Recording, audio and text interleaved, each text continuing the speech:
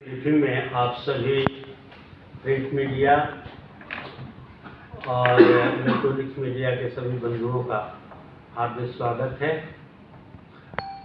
आप जैसा बेहतर जानते हैं कि अभी हम लोगों ने TRE-3 पुनर्परीक्षा था उसको संपन्न कराया है और इस परीक्षा के सफल संचालन में आपकी जो महती भूमिका थी और जो आपने हमको जिन जिन बिंदुओं पर फीडबैक दिया था उसके लिए पुनः एक बार धन्यवाद।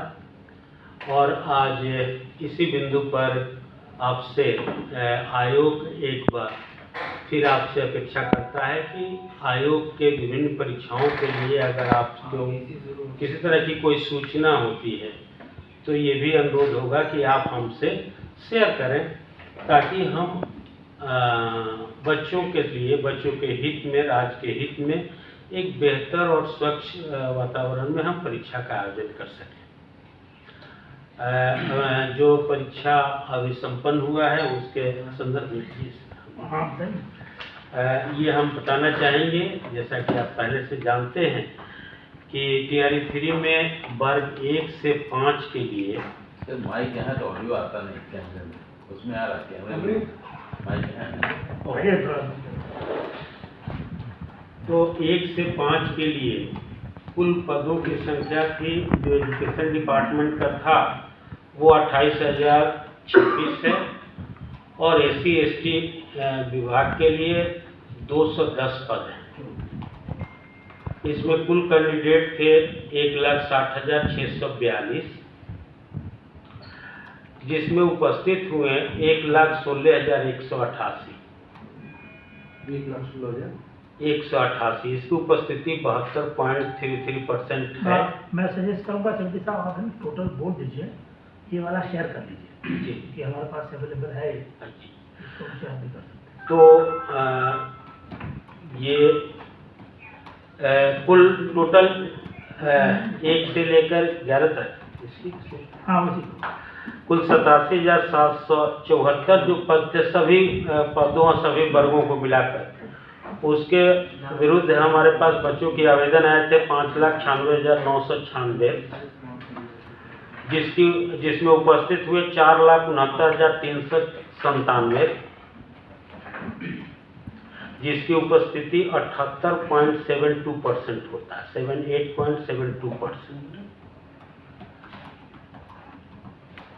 या कुल 27 डिस्ट्रिक्ट्स में, अधिकतम 27 डिस्ट्रिक्ट में परीक्षा हम लोगों ने आयोजित किया था जिसमें कुल केंद्रों की संख्या 1154 हो गई। परीक्षा संचालन में के दरमियान इम्पर्सोनेशन के जो केसेस मिले हैं वो कुल 57 हैं जिस पर आयोग उन विद्यार्थी और उनके सहकर्मी कदाचार में लिप्त सहयोगी पर विधिवत FIR करके अग्रतर कार्रवाई कर रहा है और आयोग के आगामी बैठक में लिए जाने वाले निर्णय के आधार पर उन पर और भी कड़ी से कड़ी कार्रवाई करेगा। दूसरा है कि आयोग अगस्त माह में फिर परीक्षा आयोजित कर रहा है। एक है विज्ञापन संख्या 2024 ब्लॉक हॉर्टिकल्चर ऑफिसर के लिए। इसमें कुल पदों की संख्या है 318। इसमें कुल अभ्यर्थी हैं 17,577।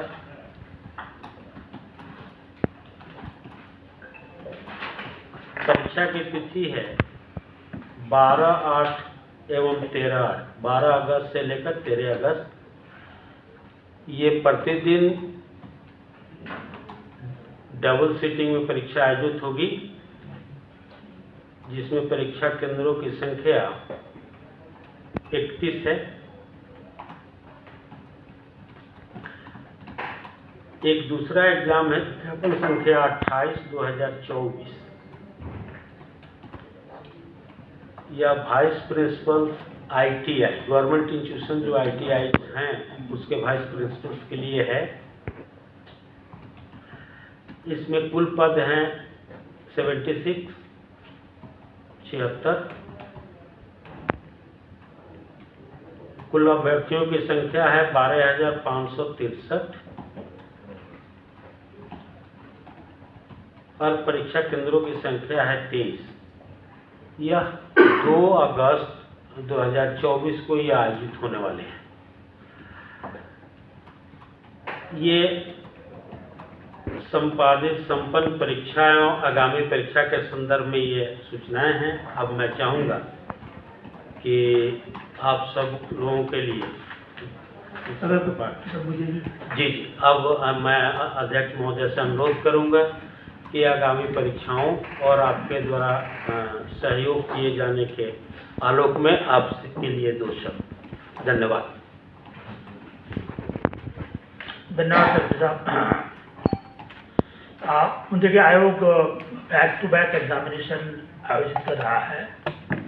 18 से 22 के बीच में आपने देखा 5 एग्जामिनेशन आयोजित की गई थी और ये सभी एग्ज़ाम हम लोगों ने लास्ट एग्ज़ाम जो ली थी 15 मार्च को, उस एग्ज़ाम का कथित रूप से क्वेश्चन पेपर लीक होने के बाद जो प्रक्रियागत सुधारों का दौर आयोग में शुरू किया और जो सुधार किए गए हैं वो सुधार के आलोक में ली गई थी।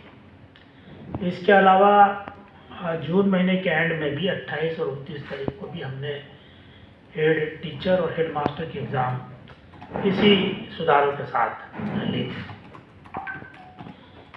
तीसरे दौर का एग्ज़ाम हम लोग अगस्त महीने में ले रहे हैं। जैसे इन्होंने बताया 2 अगस्त को एक एग्जामिनेशन है जिसके करीब 17-18 हज़ार कैंडिडेट है और उसके बाद 12 और 13 अगस्त को भी एग्ज़ाम होगी और उसी क्रम में आगे सितंबर महीने में भी अगर हमारे पास वैकेंसी पोजीशन आ जाती है तो संयुक्त प्रतियोगिता परीक्षा का भी आयोजन उसी कड़ी में किया जाएगा। तो मुख्य रूप से आयोग ने जो सुधार उसमें लागू किए थे वो सुधार ये एग्जाम में भी चालू रहेंगे और उसको और इंटेंसिफाई किया जाएगा और इम्प्रूवमेंट किया जाएगा। जहाँ जहाँ कदाचार होने की संभावना है, जहाँ कोई अन्यथा बात है और जहाँ आयोग को कोई गैप नज़र आती है, वो गैप को प्लग करने के लिए जो प्रशासनिक कार्रवाई चाहे क्वेश्चन पेपर के ट्रांसपोर्टेशन में हो, सीलिंग पैकेजिंग में हो, रैपिंग स्टफिंग में हो या एक बार जिलों में पहुंच जाने के बाद केंद्रों तक पहुंचाने में, ये सभी स्तर पर जो जो इम्प्रूवमेंट की आवश्यकता है वो इम्प्रूवमेंट आयोग इस वाले में भी करेगा। जो अगस्त महीने में एग्ज़ाम हो रहे हैं उसमें भी और उसके आगे वाले भी एग्ज़ाम है। इसके बावजूद आपने देखा होगा कि पिछले एग्ज़ाम के दौरान करीब 60 बच्चे ऐसे पाए थे जहां इम्पर्सनेशन के केस है। का मतलब है कि जिसका जो अभ्यर्थी वो खुद नहीं बैठे थे, उनके बदले को आदमी बैठ के कोशिश कर रहा था कि वो एग्ज़ाम दे दे।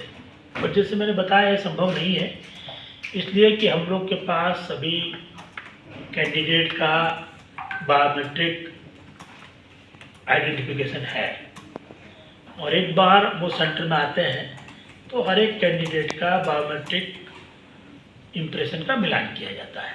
जो मिलान नहीं होता है वो निश्चित रूप से इम्पर्सनेशन का मामला है और तदनुसार उन पर प्राथमिकी दर्ज की जाती है और आयोग के स्तर से बहुत कड़ी एक्शन होता है और वो सबको आगे आने वाले सभी एग्ज़ाम के लिए आयोग निबार करेगा। ये बात हम लोगों ने पिछली प्रेस कॉन्फ्रेंस में भी आपको कही थी कि आपके माध्यम से, मीडिया के माध्यम से ये बात सभी कैंडिडेट को पहुँचे कि कोई इस तरह के कोशिश ना करे। अगर कोशिश करेंगे पकड़े जाएंगे, डिबार होंगे, प्राथमिकी दर्ज होगी और उनका करियर दांव पर लग जाएगा, वो आगे अपना परीक्षा नहीं दे पाएंगे। इसी प्रक्रिया को और भी कड़ा बनाने के लिए भी आयोग ने कोशिश की है कि सभी कैंडिडेट का एक मास्टर डेटाबेस तैयार किया जाए जिसके आधार पर कैंडिडेट की पर्सनल जो डिटेल है उसको हम लोग एग्जामिनेशन के पहले ही उनसे कलेक्ट कर लें। ये डिटेल ऐसी होगी जिसमें चेंज होने या सुधार की संभावना नहीं है। जैसे कैंडिडेट का नाम है, डेट ऑफ बर्थ है, उनका 10th का सर्टिफिकेट है, 12th का सर्टिफिकेट, डिग्री का सर्टिफिकेट है, उनका 60 का सर्टिफिकेट है। तो ये सब चीज़ें ऐसी है जिसमें सुधार की संभावना नहीं है। तो वन टाइम ये सभी इंफॉर्मेशन हम लोगों ने जो पिछली जो एग्ज़ाम ली है उसमें भी हमारे पास है, उससे कुछ इन्फॉर्मेशन लेके और कुछ आम जो स्टूडेंट है जिन्होंने अभी तक आयोग के एग्ज़ाम नहीं दिए है और आयोग को इन्फॉर्मेशन नहीं दी है, उनको एक पब्लिक एडवर्टाइजमेंट के माध्यम से उनकी ये डिटेल को मांगी जाएगी और एक इसका मास्टर डेटाबेस तैयार किया जाएगा जो पर्सनल डिटेल का होगा।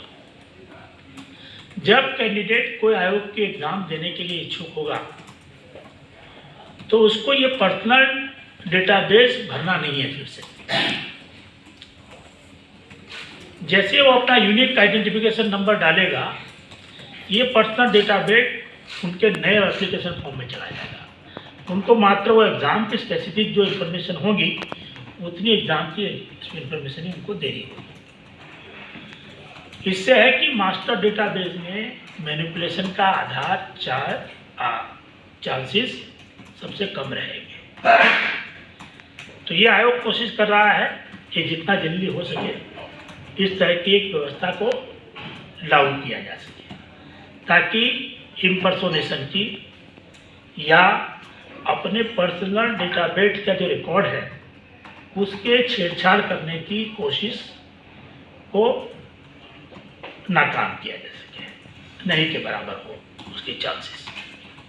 तो ये एक सुधार ऐसा है जो आगे आने वाले दिनों में आयोग की ओर से लागू किया जाएगा, स्पेशली तब जबकि राष्ट्रीय स्तर पर और राज्य स्तर पर भी परीक्षाओं के संचालन में कई तरह की चैलेंज आ रही है। बट आयोग अपनी जिम्मेवारी को बखूबी निभा रहा है। हमने बैक टू बैक एग्ज़ाम भी लिया, 2 एग्ज़ाम जून महीने में ली, 5 एग्ज़ाम हम लोगों ने जुलाई महीने में ली और आगे अगस्त महीने भी हम लोग 3 एग्ज़ाम ले रहे हैं। उसके अलावा सितंबर महीने में हमारी अगर संयुक्त प्रतियोगिता परीक्षा होती है तो वो भी एक बहुत बड़ी एग्ज़ाम है आयोग के लिए।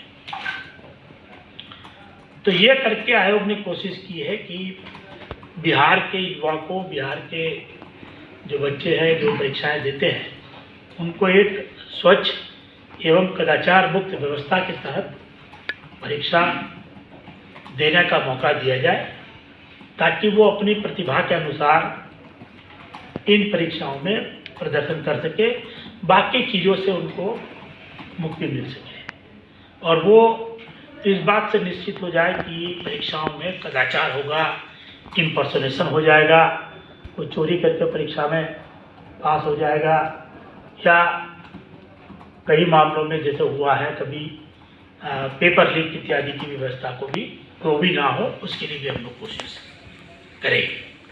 मेरी ओर से इतना ही था। आपको अगर कोई क्वेश्चन है, सुझाव है तो आपका सुझाव सबका अमल है। ये सर कंपल्सिव होगा?